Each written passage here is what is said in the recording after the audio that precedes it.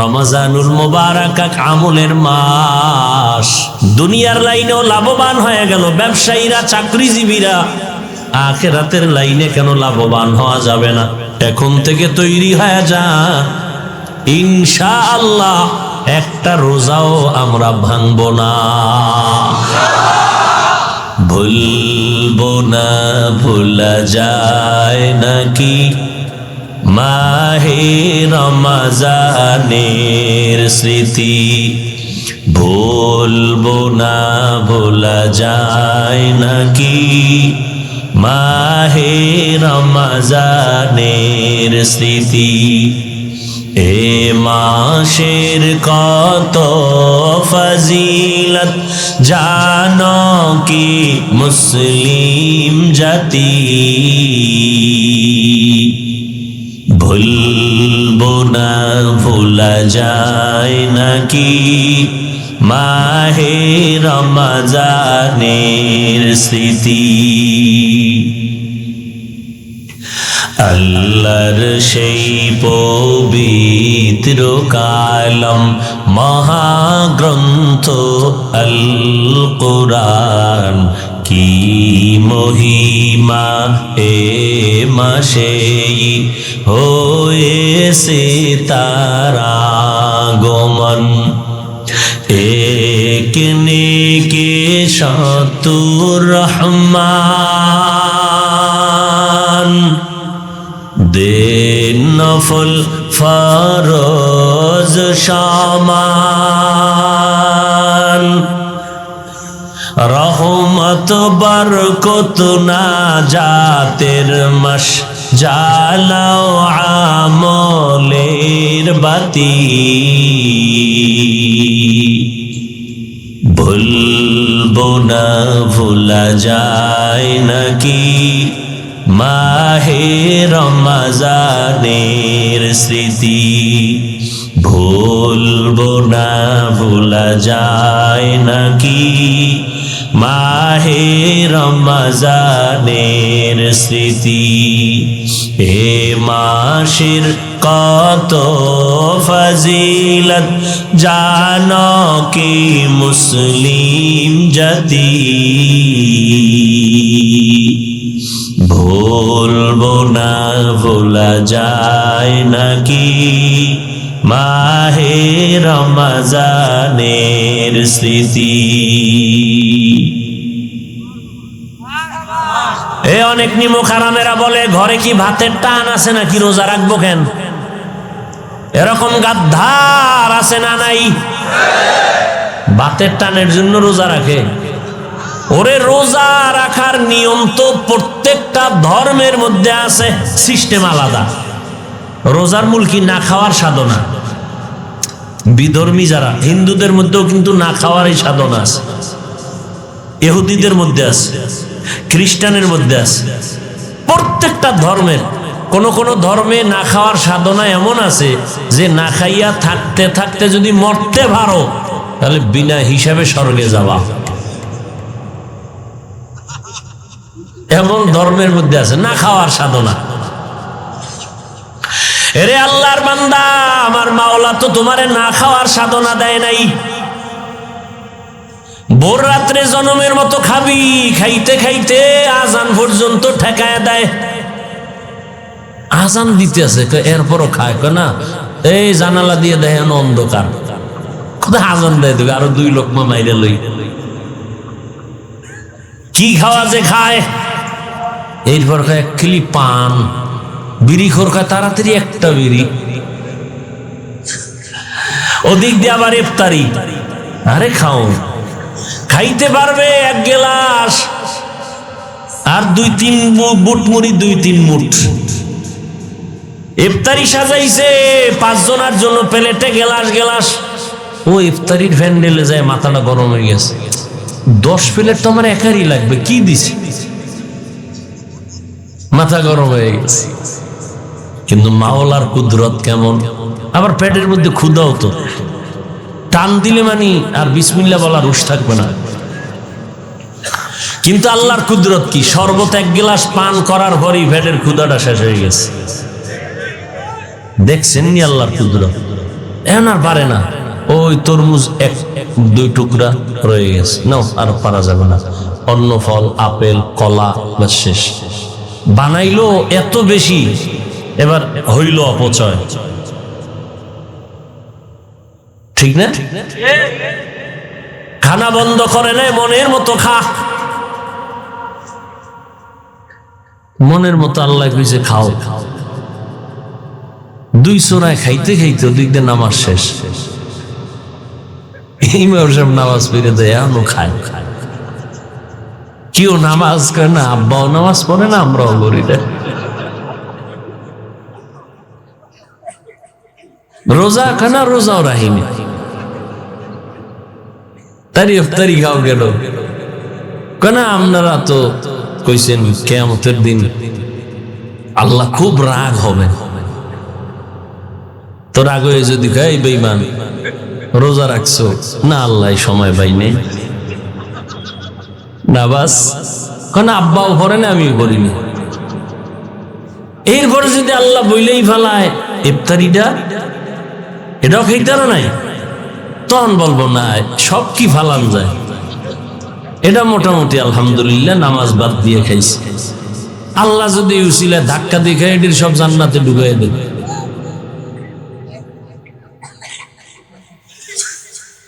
জেনে শুনে বেরোজাদারকে ইফতারি করানো সওয়াব নাই, গুনাহ গুনাহ গুনাহ গুনাহ গুনাহ। আপনি জানেন এটা রোজা চুরি করে, রোজা রাখে না। আর রোজা যারা রাখে না মোটামুটি ধরা যায়, খালি ঠোঁটের মধ্যে মালিশ করে, ওই পর্দার মধ্যে খাইয়ে লইয়া বাইরে ঠোঁট মুছে। ভাইরা আমার, রোজাদার ইফতারি করাবেন, আল্লাহ খুশি হয়ে যাবেন, নবী খুশি হয়ে যাবেন, আপনার রিজিকের মধ্যে বরকত বেড়ে যাবে। রমাজ যেটিতে সব সময় রয়, এটি আতুটাই কোনো লাভ আছে? আপনি তো সব সময় থাকেন, নাকি মাঝখানে নিয়ত করছিলেন যে রাখবেন না, তা আতু ডাইলেন কেন? যারা রাখে না ওরা না আতু ডাইবে যে ইনশাল্লাহ একটা রোজাও ভাঙবো না। এরা যদি আতু ডায় তৈ না, আল্লাহ খুশি হবে। যে আমার বহু যুবকরা 6 বছর বয়সের থেকে ইনশাল্লাহ একটা রোজাও ভাঙ্গি না। আলহামদুলিল্লাহ আমার মাইয়াও 6 বছর থেকে রোজা ভাঙে না। ওরে যদি এক রাত্রে না উঠাই, পরের দিন না খাইয়া রোজা রাখে, রাগ কইরা খাই না, উঠাইলাম না কেন? এই মাস্তানওয়ালারা, মুরব্বীরা কি সন্তান জন্ম দিলেন, বাহাদুরি করেন সন্তান নিয়া, কি সন্তান জন্ম দিলেন? রোজা রাখে না, নামাজ তো নাই, ওই ঘরে কোনো তাবিজ দিলে কাজ হবে না, আমি হুজুর দোয়া করলেও কাজ হবে না, কারণ যেই ঘরে নামাজ নাই ওই ঘরে রিজিকে বরকত নাই। এই জন্য আল্লাহর মোহাব্বত নিয়ে তৈরি হয়ে যান, একটা রোজাও ভাঙবো না, ফরজ রোজা আল্লাহর আইন, কয়দিন আর বাঁচবেন? আর একদল আছে গ্যাস্ট্রিক, তুমি রোজাটারে গ্যাস্ট্রিকের কারণ বানাইছো কেন? বরং রোজাটাকে তুমি ঔষধ বানাও, যে আমার গ্যাস্ট্রিকের ঔষধ কি? রোজা। আমি রোজা থাকলে আল্লাহ তোমার জন্য রোজা থাকবো, আল্লাহ তুমি রোজার বরকতে আমাকে সুস্থ রাখো। একদিনও বলছে গ্যাস্ট্রিকের গোষ্ঠী? একদিনও বলেন। আল্লাহর মোহাব্বত নিয়ে আত্মবিশ্বাসের সাথে বলবেন আল্লাহর কাছে, আল্লাহ আমি রোজা একটাও ভাঙতে চাই না, এখন আমার রোগ, তুমি রোজার বরকতে আমাকে সুস্থ রেখো। ইনশাআল্লাহ দেখবেন আপনি রোজার মাসে টেরি পাইবেন না কি এর রোগ, কোন রোগ নেই। আমি একটা নগদ প্রমাণ আপনাদেরকে শুনাই, অহংকার না, বুঝাবার জন্য। এই যে হজে যাই না, ওমরায় যাই, দেখছি বাংলাদেশে বইয়া ঔষধ না খাইলে বেউস, সৌদি আরবে ঔষধ নিয়ে গেছি গাট্টি সুদ্ধা, খানার কোনো ডাইন বাম নাই, খালি হোমানে আইতেছে আর ঢুকাইতেছে। এই 15 দিন হজের সফরে 20 দিন 40 দিন কোনো ঔষধ খাই নাই, খানারও কোনো লিমিট ছিল না। আল্লাহর রহমতে সৌদির জমিনে, মক্কা মদিনার এই পবিত্র জায়গায় যতদিন ছিলাম কোনো রোগ আছে বলে মনে হয়নি। বাংলাদেশে আওয়ার পরে 3 দিন হইয়া রইছি, চোখ খোলার কায়দা নেই। পবিত্র দেশে আইছি তো ভেজাল খাটা ঢুকে গেছে ভিতরে। পবিত্র দেশের খাওন সব ভেজাল, মাছে ভেজাল, দুধে ভেজাল, খানায় ভেজাল, চাউলে ভেজাল, কি ভেজাল ভেজাল, কঠিন ভেজালে পড়ে রয়েছে। কারণ মক্কা মদিনায় জমজমের পানি বড় এক দামি ঔষধ। যাদের ঘরে জমজমের পানি আছে, যত রোগ হোক এটা নিয়ত করে খাইবেন, পুরাই পুরাই পানি পান করবেন। জমজম একটা মহা ঔষধ। পেটের রোগ আছে ঔষধ, মাথা ব্যথা করে একটু জমজমের পানি দিয়ে মাথায় একটু ঠান্ডা রাখবেন, মহা ঔষধ। দুনিয়ার আকাম করবেন, খাওয়ানে কোনো বিসমিল্লা নাই, বাস নাই, যা পাইবেন খাইতে থাকবেন, বামাতে খাইবেন, বিসমিল্লা নাই, এরপরে আবার বিড়ি তো আছি, খাওয়ার আগে খাওয়ার পরে। এতে আপনি সুস্থ থাকবেন কিভাবে? আল্লাহ সবাইকে হেদায়াত দান করুন। আমার যুবক বাবারা, রোজা রাখবেন। আমি একজন মুসাফির হুজুর, মুনাতের পর হুজুর, হুজুর আমি গরিব মানুষ, আমার বাড়ির জন্য নাই, দুটা বস্তা বাদল পরীক্ষা দিতেন, আমার মেয়েকে আলিম পরীক্ষা দিব, হুজুর বাড়ির জন্য নাই, ভাড়া তাই বলা বাড়ি, আমি বাড়ি করে দেবো। মুনাতের পর কেউ দান নাই, আপনি তো বললেই এলাইছেন। মুনাতের পর হুজুর, হুজুর আপনি একটু বলে দিলে ভালো হয় হুজুর।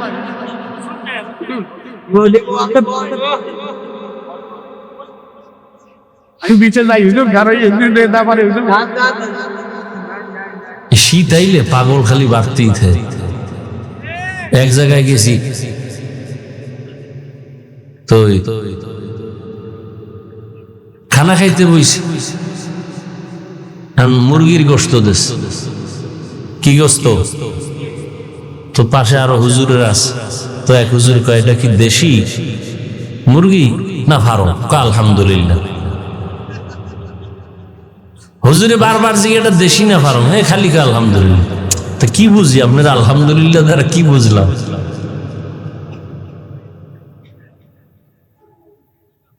ভাইরা আমার, রমজানের এক রোজার দাম কত জানেননি? গত রোজায় এই লইয়া কি বলমু, অন্তর এতটা পচা এই দলের লোকগুলো, যেটি বলে আমরা ইসলাম চাই কিন্তু বডির মধ্যে ইসলামের গন্ধও নেই। এই লোকগুলোর অন্তর এত পচা। গত বছর একটা এই রোজার ফজিলতের বয়ান করছি, এটা নিয়ে সমালোচনা দুনিয়া, অথচ আমি রসুলের হাদিস শুনেছি। মানে অন্তরের বাইরে গেলে সমালোচনা করবে, এটা হাদিস না কি? ওদের আলেমরা পর্যন্তই চিন্তা নেই। নবীজি বলে একটা জন্মগত কাক, কাক চিনেন না? কাউয়া আসেনি? কাউয়া কাক কালো, কোকিল কালো, কালো মাথার কেশ, এর চেয়ে বেশি কালো মনের হিংসালেশ। নিম তিতা, নিন্দা তিতা, আরো তিতা খড়, এর চেয়ে বেশি তিতা 203-এর ঘর। নবীজি বলেন একটা কাক জন্মগত থেকে দুনিয়াতে আইসা ডানা মেলে উড়তে শুরু করলো। কাকের হায়াত কিন্তু অনেক বেশি, 1000-এর উপরে বছর বয়স পায়। এই একটা কাক জন্ম থেকে উড়তে থাকে, উড়তে থাকে, উড়তে উড়তে সামন দিকে যাইতে যাইতে বুড়া হয়ে গেছে। একটা কাক জন্ম থেকে যদি খালি উড়তেই থাকে, কত দূর গেলে হে বুড়া হয়? বুড়া হয়ে মরেই গেছে। এবার হিসাব লাগাও, এই কাকটা জন্ম থেকে বুড়া হইয়া মরা পর্যন্ত খালি উড়ছে লাগাতার, কত দূর গেল? এক রোজাদার এক রোজা রাখলে একটা রোজার বরকতে জাহান্নাম থেকে এত দূর সরে যাবে। আমরা তো আপনাদের হাতে পায়ে ধরে বুঝাই, জবানে ইসলাম না, আমলের দ্বারা বাস্তবায়ন করতে হবে। ও আল্লাহর বান্দারা, কয়দিন আর হেলায় খেলায় জীবন কাটাইবা? আজকে থেকে তৈরি হয়ে যাও। এরে পর্দার আড়ালের মা বোনেরা, এখন থেকে তৈরি হয়ে যান। রোজা ভাঙবেন না, নামাজ ছাড়বেন না।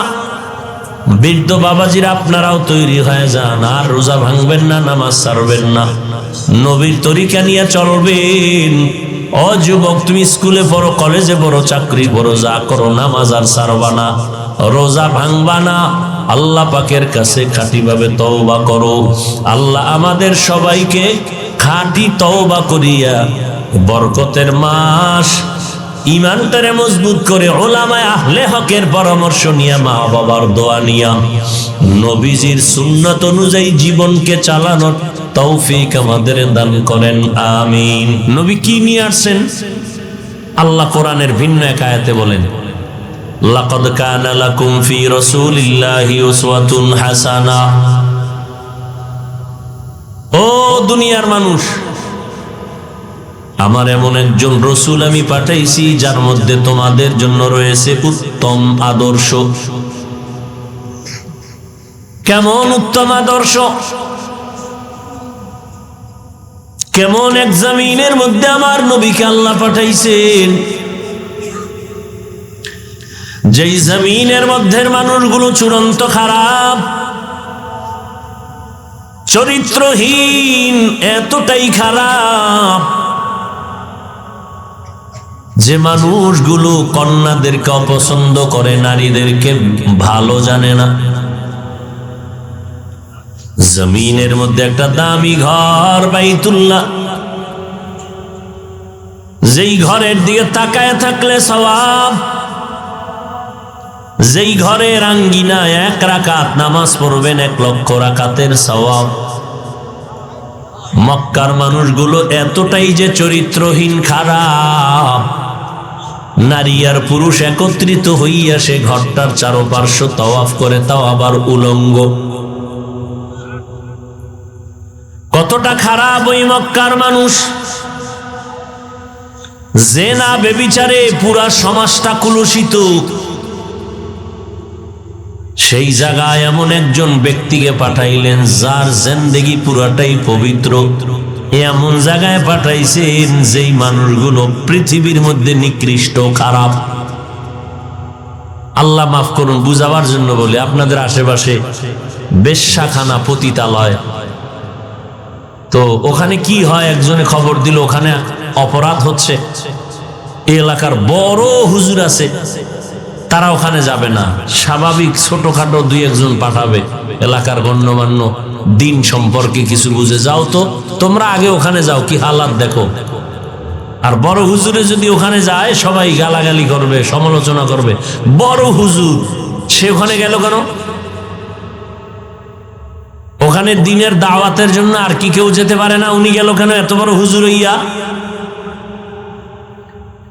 আর আমার আল্লাহর কুদরত, পৃথিবীর চূড়ান্ত নিকৃষ্ট, খারাপ, চরিত্রহীনের কাছে আল্লাহ এমন একজনকে পাঠাইলেন যিনি হলেন পৃথিবীর শ্রেষ্ঠ রুহানি ডাক্তার, যার জীবনে কোনো মিথ্যা কথা নাই, কোনো গালাগালি নাই, কোনো অপবিত্র নাই, যে নবীর চেহারার দিকে তাকাইলে ক্ষুধা নিবারণ হয়, এমন এক নবী যার ঘাম থেকে মেশকের ঘ্রাণ। আল্লাহর কুদরতটা কেমন! রহমতের নবীর আদর্শ যখন পেল তারা, ওই মানুষগুলো এত দামি হয়ে গেল। এখন কি হইল ফলাফল? মক্কার দামি মানুষ এত দামি, তাদের মতো দামি জমিনে আর কোথাও এমন মানুষ নেই। আবু বকর, ওমর, ওসমান, আলী, জান্নাতের টিকেট আল্লাহ দিয়া কয়, জিবরাইল যাও লিস্টি আমার নবীরে জানায় দেও। নবী যেন ঘোষণা দিয়ে দেয়, লিস্টিতে যাদের নাম আছে এরা সব বিনা হিসাবে জান্নাতি। নবীর আদর্শ কত দামি! 1500 বছর পরেও দেখেন আজ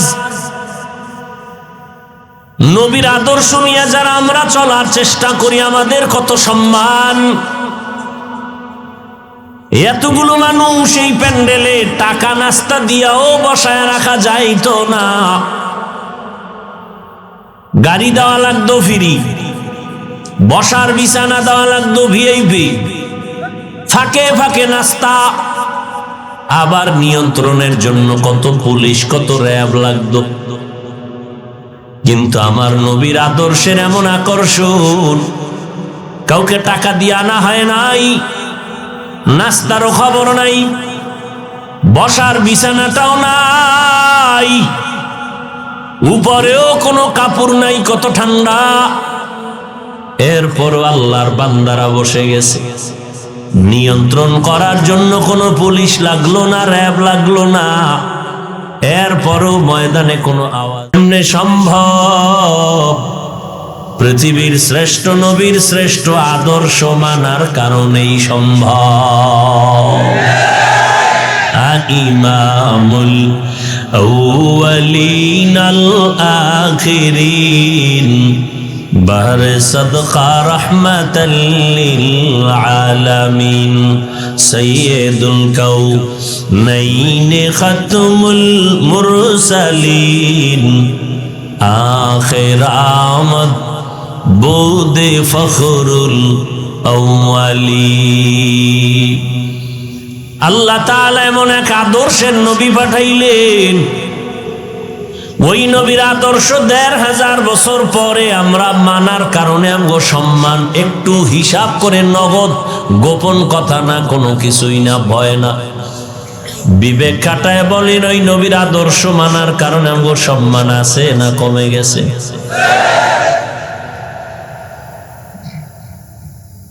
মহামারী করোনা, স্কুল কলেজ বন্ধ, ব্যবসা বন্ধ, চাকরি বন্ধ, ট্রেন বন্ধ, বাস বন্ধ, গাড়ি বন্ধ, চলাফেরা বন্ধ,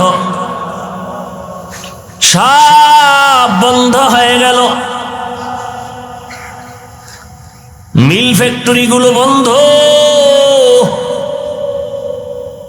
ইতিহাস ভুলিয়া যাইও না রে মুমিন, এই জমিন একটা কোরআনের মাদ্রাসাও বন্ধ হয় নাই।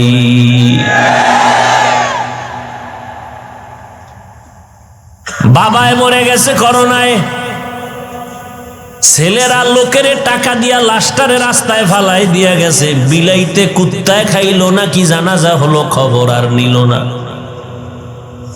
কেমন ছেলে জন্ম দিয়া এর পেছনে জীবন যৌবন নষ্ট করলেন।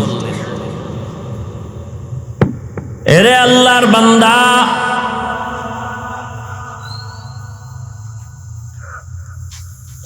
এই দেশের শত শত করোনার লাশ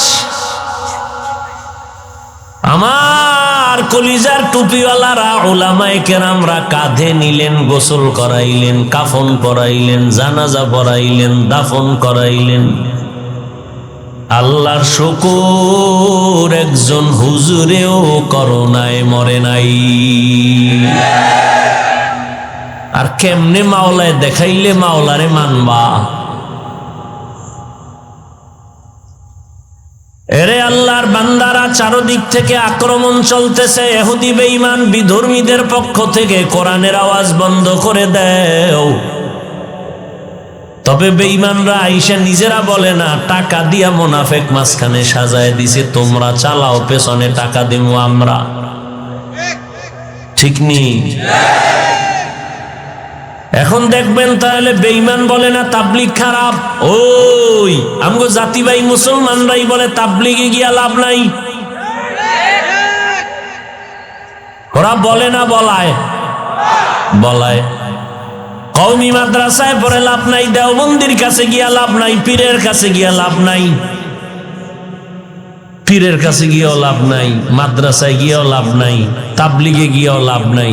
তো কই গেলে লাভ? বেশ্যাখানায়।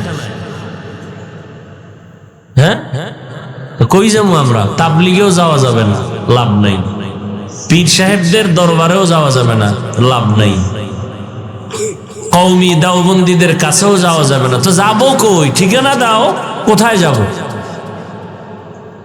শবে বরাতে একজনে ঠিকানা দিছে যে মসজিদ বাদ দিয়া বেশ্যাখানায় যাও। আল্লাহ হেদায়াত দান করুন।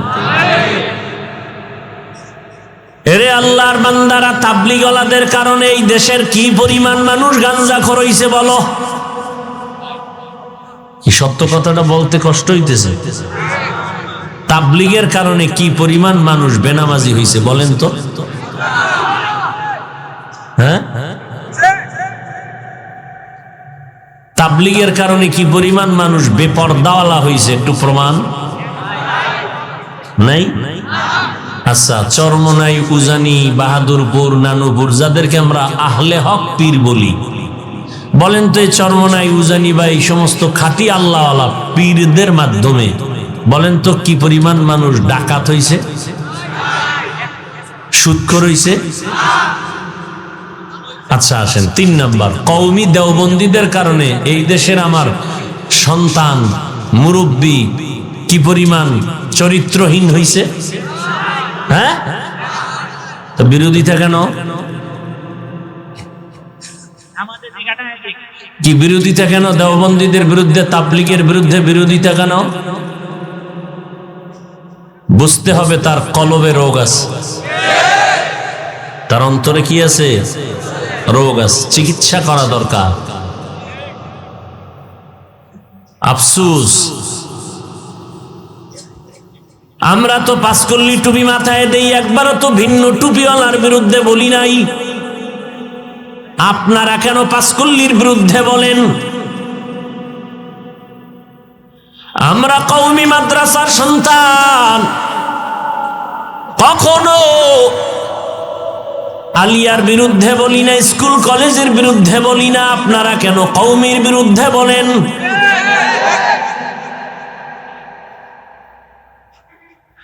আমরা তাবলীগের লাইনের সন্তান, যারা তাবলীগ করেন না আমরা তো একটা গালিও দেই নাই।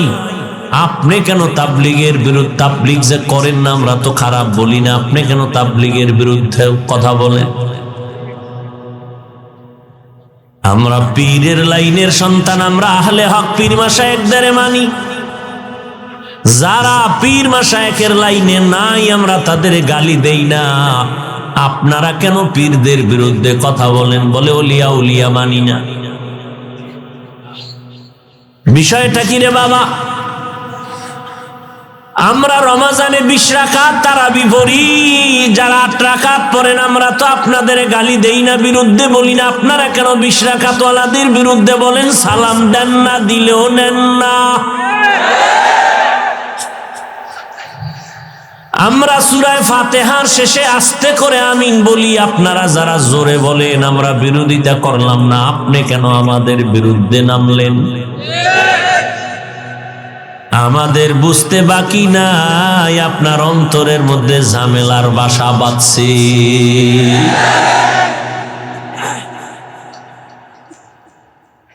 কি তাবলীগ, চরমনাই, কওমি, দেওবন্দি মানুষজন লাইনে যারা আছে কম?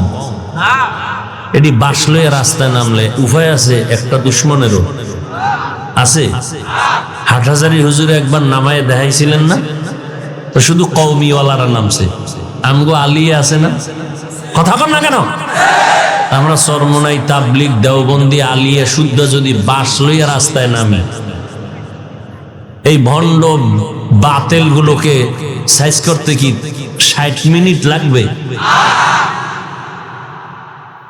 এটা একটু ভাবা দরকার না যে এগো সংখ্যায় লোক বেশি, এরপরও যে আমগো বিরুদ্ধে কিছু কয় না।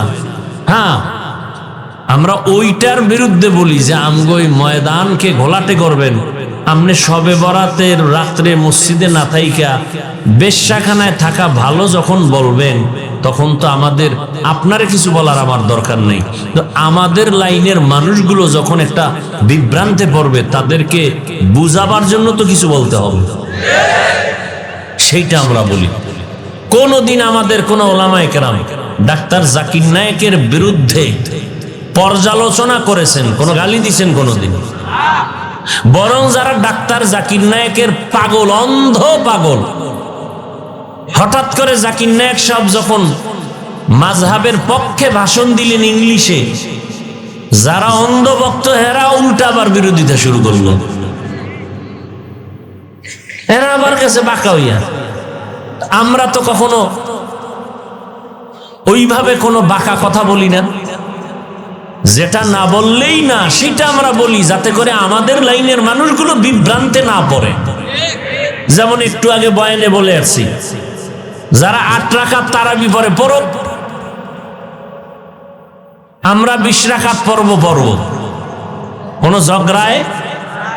এখন আপনার একটা বন্ধু সে হে খালি আপনার ধাক্কায়, এই তুই 8 রাকাত পড়বি, 20 রাকাত পড়ো কেন? এখন এই প্রতিদিন যদি ধাক্কা ধাক্কি করে, এর একটা সান্ত্বনামূলক জবাব দিবেন, কি রে ভাই তোর কথা আমি মানি, মানো, কাহা তো 1 কাপ চা খা, বাস হে খুশি হয়ে গেছে। এইবার পরের দিনও দেখবে যে 20 রাকাত, কিরে তুই বলে মানো, কাহা মানি, তোমার কথায় আমি 8 রাকাতই তারাবি পড়ি আর বাকি 12 রাকাত নফল হিসাবে পড়ি, এরপরে যদি তোমার কলিজা জ্বলে তাহলে আমার আব্বার কিছু করার নেই। কি তোমার কথায় আমি 8 রাকাতই পড়ছি তারাবি, বাকি 12 রাকাত কি হিসাবে পড়ছি? নফল, শেষ। 20 রাকাত তারাবি কি সাহাবায়ে কেরাম পড়েন নাই? তো সমস্যাটা কি? এ নিয়ে বিভ্রান্ত কেন, তর্ক কেন? সালাম দিবেন না, দিলেও নিবেন না, এত তাকওয়া আপনার অন্তরে? এটা কোন তাকওয়া? আল্লাহ হেদায়াত দান করুন। পুরা একটা মানে কঠিন এক পরিস্থিতির শিকার সাধারণ মুসলমানেরা। আজীবন ঝগড়া ছিল মসজিদের বাইরে, আর এখন মসজিদের ভিতরে ঝগড়া, তর্ক, সব মসজিদের ভিতরে। আল্লাহ হেদায়েত। ওই যে বললাম একটু আগে, কপাল যদি পুড়ে যায় তো আমি কেন? নবীজির বয়ানেও কালেমা পড়ে না, মনে আসেনি? এরকম দুই একটা কত বড় নিকৃষ্ট বেঈমান যে নবীজির বয়ান শুনিয়াও কালেমা পড়ে না। আবার কপাল যদি খুলে যায়, নবীকে জবাই করতে আসিয়া তরবারি নিয়েও কালেমা পড়ে, নাম জানেননি? এর নাম কপাল। এর নাম কি? কপাল খারাপ হইলে নবীর বয়ানেও কালেমা পড়ে না, আর কপাল যদি খুলে যায় নবীরে জবাই করতে আইসা কালেমা পড়ে। ইন্নাল্লাযীনা আমানু ওয়া আমিলুস সালিহাত, জান্নাতুল ফেরদাউস আল্লাহ দিবেন তাদেরকে যাদের মধ্যে 2টা গুণ থাকবে। 1 নাম্বার পরিপূর্ণ ঈমান, দ্বিতীয় গুণ হলো নেক আমল। ঈমান তো আছে, আমরা আল্লাহ মানি, নবী মানি, কোরআন মানি, হাদিস মানি, এখন এটা আমলে বাস্তবায়ন করতে হবে। আল্লাহ কয় নামাজ পড়া লাগবে, তাহলে আমার ঈমান আছে। আল্লাহ কয়জন? এখন বাকি আর একটা কাজ কি? আমল। আর এক কাজ কি? আমল। তা আল্লাহ কইছে নামাজ পড়, মানি আল্লাহর হুকুম, এবার কাজে লাগাই দিলাম আমল। আল্লাহ কয় নিশ্চিন্তায় ঘুমা, তোর ঠিকানা বিনা হিসাবে সর্বোচ্চ সম্মানিত জান্নাত, মর্যাদা সম্পূর্ণ জান্নাত তোর জন্য। সেটা কোনটা? জান্নাতুল ফেরদাউস। ঈমান আনার পরে নেক আমল, আবার এমন ঈমান যে ঈমানের মধ্যে কোনো ভেজাল নাই। বলে ঈমানের মধ্যে ভেজাল কেমন? বলে ঈমানের মধ্যে ভেজালের নাম শিরিক। ভেজালের নাম কি? আল্লাহর মতো আরো কেউ আছে মনে করার নাম। আল্লাহর ক্ষমতার মতো কারো ক্ষমতা আছে মনে করার নাম। আল্লাহর একক কিছু গুণ আছে, ওই গুণটা আর একজনের মধ্যে আছে মনে করার নাম। আল্লাহর যেমন একক গুণ হলো তিনি রাজ্জাক, রিজিক দেওয়ার মালিক। এই গুণটা আর কোন পিসাবের মধ্যে আছে? কোন নেতার মধ্যে আছে? কারো মধ্যে যদি থাকতো নেতাগো মধ্যে যে রিজিক তারাও দেয়, তাহলে আমগো হুজুরগো কত আগে না খাওয়াইয়া মাইরে ফেলাইতো। কি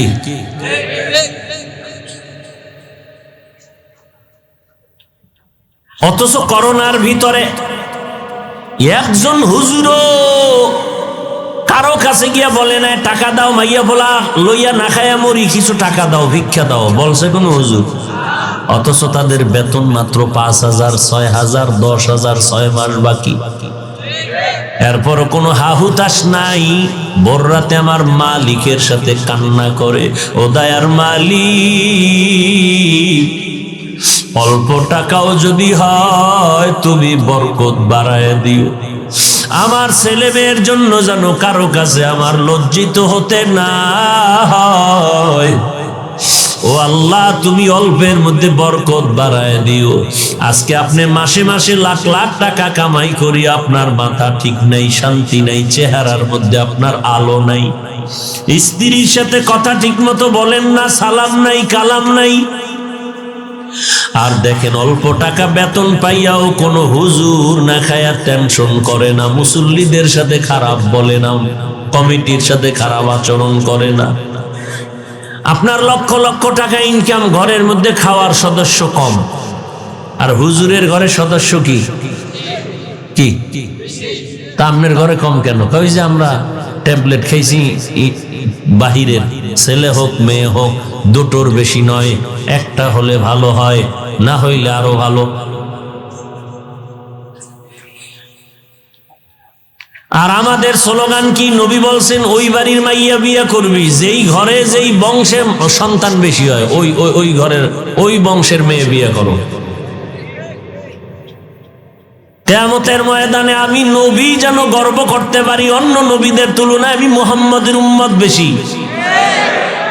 আচ্ছা, এই যে ট্যাবলেট ট্যাবলেট খাইলো তোমার মা বাবারা, বলো তো আমগো বাংলাদেশের দেখি এই ট্যাবলেট খাইয়া মোটামুটি বাঙালির সংখ্যা 5 বছরে কি পরিমাণ কমছে? তো ট্যাবলেট কি বাড়ান না? ট্যাবলেট চিন্তা করছে, তা ট্যাবলেট গুলো খায় যায় কই? হ্যাঁ, আসল কথা বললে তো আপনারা পাগল হয়ে যাবেন, এমনিই তো পাগল। বড় কঠিন এই যে জন্ম নিয়ন্ত্রণের পৃথিবীর ইতিহাসে প্রথম উদ্বোধনকারী বেঈমানের গডফাদার নমরুদ হইল জন্ম নিয়ন্ত্রণের প্রবর্তক, আর এই জন্ম নিয়ন্ত্রণের ডাইরেক্টর হলো ইব্রাহিম নবীর বাবা আজার। নমরুদ্দা ইব্রাহিমের আইতে দিবে না, এই জন্য কত সন্তানের যে জবাই করছে। ফেরাউন না আর এক বদমাইশ,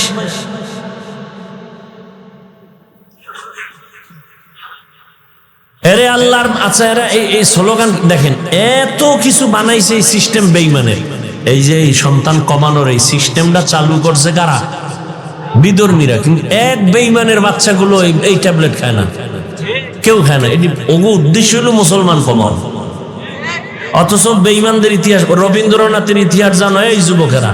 সারাটা রাত্র আকাম করো মোবাইল ডারে লইয়া, তো লাজ লজ্জা কবে হইব? অথচ আমরা সময় পাই না। তোরা মোবাইল দিয়া গুগলে সার্চ দিয়া অনেক কিছু ইতিহাস পড়তে পারো। রবীন্দ্রনাথের মাইয়া বলা কয়টা জানো নি? সব বেঈমানের। ইহুদির বাচ্চা 70টা। কয়টা? মাঝে মাঝে এটি পত্রিকা তো আসে। প্রত্যেকটা বিধর্মীর ঘরে সন্তান বেশি, খবর নয়? এই আজকে খবর লবি, প্রত্যেকটা বেঈমান বিধর্মীদের ঘরে বাচ্চা কি বেশি, অনেক বেশি, খুব হুঁশিয়ার, সন্তান অনেক বেশি। আর আমগো মুসলমানের সংখ্যা কমানোর জন্যই পলিসি তারা অবলম্বন করছে। আর আল্লাহ কয় তুই আমার লাগে ফাল্লা দিছ। যেদিন থেকে ট্যাবলেটের খাওয়ান বাইরে গেছে, ওদিন থেকে আল্লাহ কুদরতি ট্যাবলেট চালু করছে, একসাথে 3টা 4টা, ইদানিং 7টাও নাকি হয়।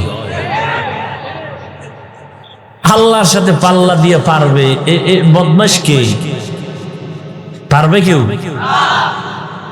একসাথে টেরিফাই নাই, 2টা হয়েছে একসাথে, 3টা হয়েছে একসাথে, টেরিফাই নাই। সেদিন এই কয়েকদিন আগে শুনছি এক মহিলা আমাদের দেশে হসপিটালে 4 সন্তান, মাও সুস্থ, বাচ্চাও কি সুস্থ।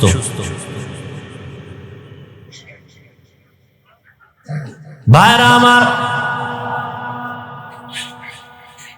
আর ওরা কেন এই মুসলমানের স্লোগান কি দিছে?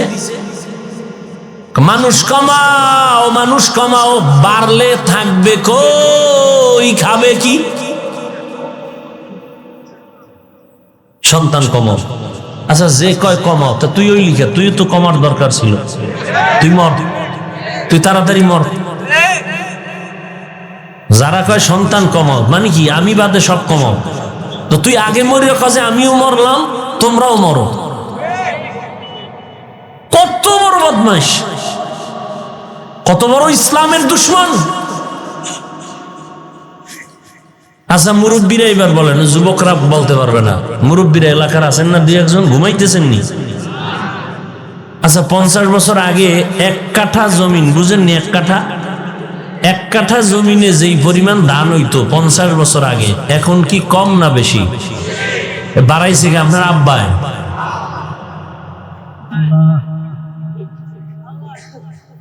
একটু চিন্তা করেন তো, আগে পেয়ারা খাইতাম, 13টা খাইলেও জিব্বা টের পাইতো না, কারণ 1 পেয়ারা একজনে খাওয়া যায় না।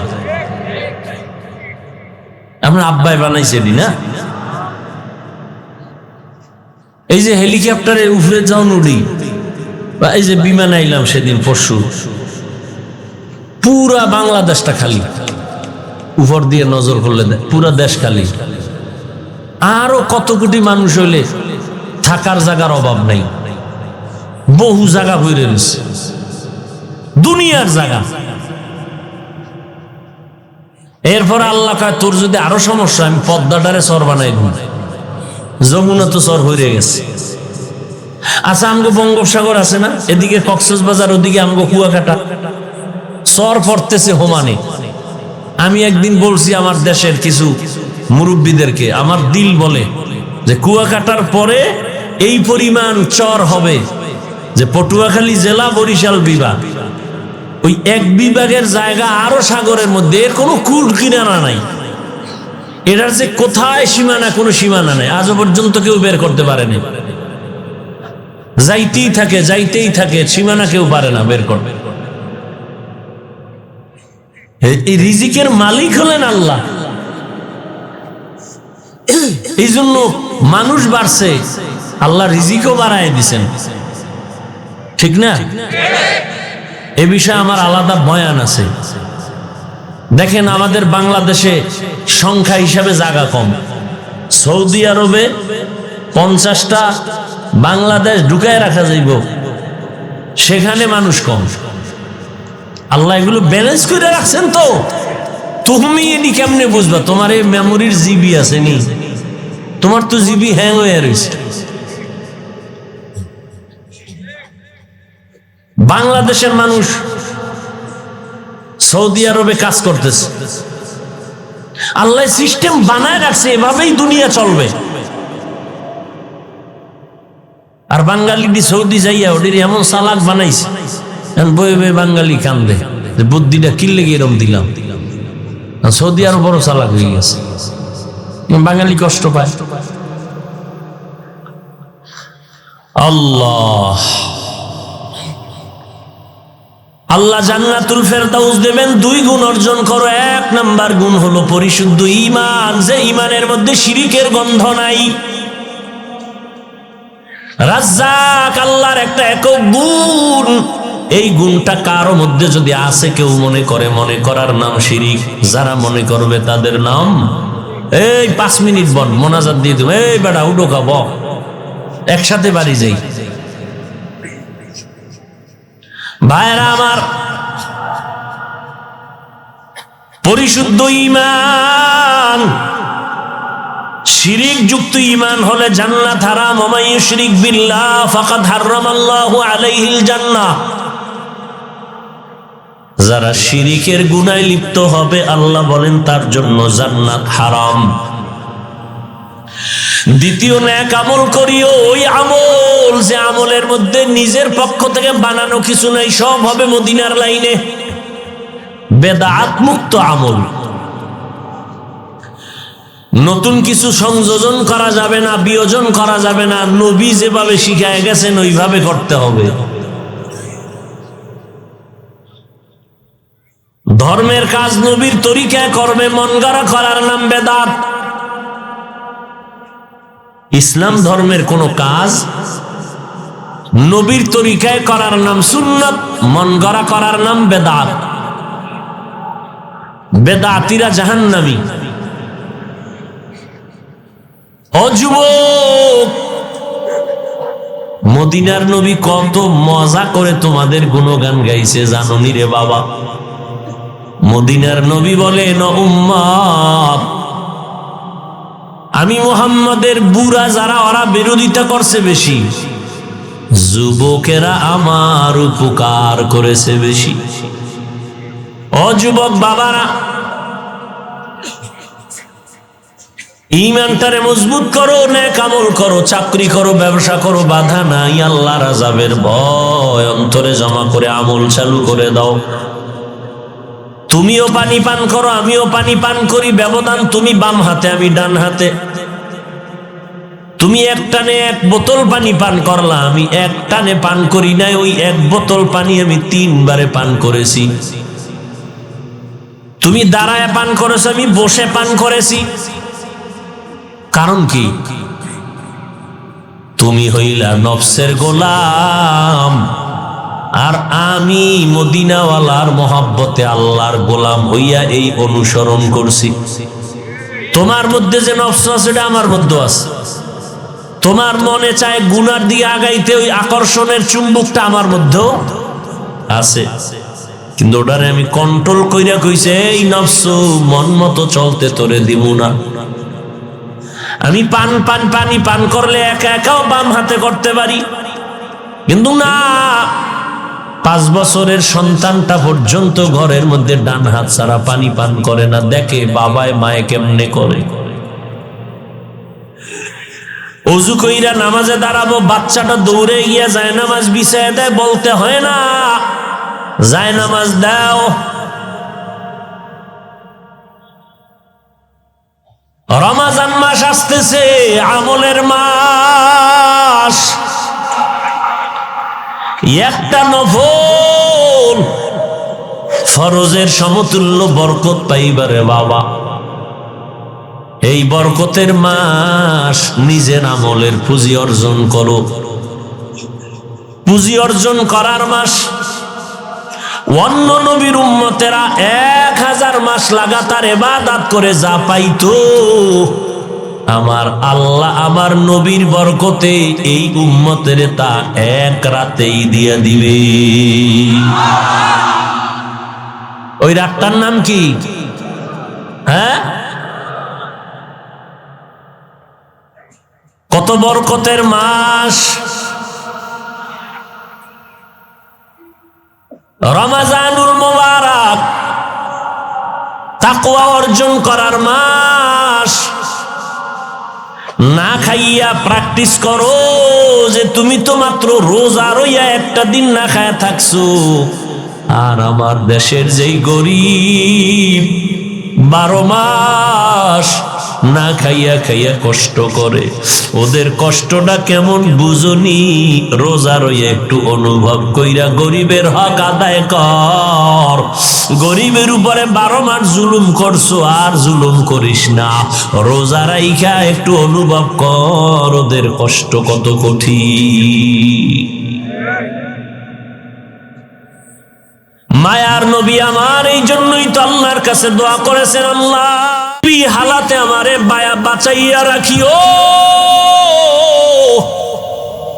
গরিবী হালাতে আমার মরণ দিও, গরিবদের সাথে হাসর করাইও। আল্লাহর নবী কয়, ও গরিব, ধনী লোকের 500 বছর আগে তুই জান্নাতে চলে যাবি। রমজানুল মুবারক এত বরকতের মাস। বিধর্মীরাও ব্যবসা করে, 11 মাসে যা না লাভবান হয় 1 মাসে তার চেয়ে বেশি হয়। সব লাভবান হয়, দুনিয়ার লাইনেও লাভ, আখিরাতের লাইনেও লাভ। এই মাজা ব্যথা জাগো, সোজা হয়ে যাও। এই বাহানা কইরা তারাবি কমাইয়া বইল না, মাজা ব্যথার কারণে বইল না যে আমি 8-এর বেশি ভরুম না। এই মাজায় তেল লাগাও যে না আমি 20 রাকাতই ভরব ইনশাআল্লাহ, এবং চেষ্টা করব খতমে তারাবি পড়ার জন্য লাগাতার। লাগাতার বুঝেননি? আজকে পড়লেন কাইল বললেন না, তাহলে খতমের আর সিরিয়াল থাকলো? লাগাতার পড়বেন ইনশাআল্লাহ। আমাদের ঢাকার শহরে আলহামদুলিল্লাহ অনেক ব্যবসায়ীরা প্রথম 10 দিনই এক খতম পড়ে, বুঝেন না? আচ্ছা দেখেন তো 10 দিনে এক খতম পড়লে কি পরিমাণ দেরি হয় তাকে নামাজে, চিন্তা করেন। একটা খতম কোরআন নিজে তো জীবনে পারেন না, এমনি হইরা ওই নামাজের উসিলায় পড়বেন শুনে শুনে, এটাও যদি নষ্ট করেন তো রমাজান পাইয়াও কি করলেন? এই জন্য তো নবী বলছে রমাজান পাইয়াও যারা জাহান্নাম থেকে নিজেরে মাফ করাইতে পারলো না, ওরা ধ্বংস হয়ে যাক।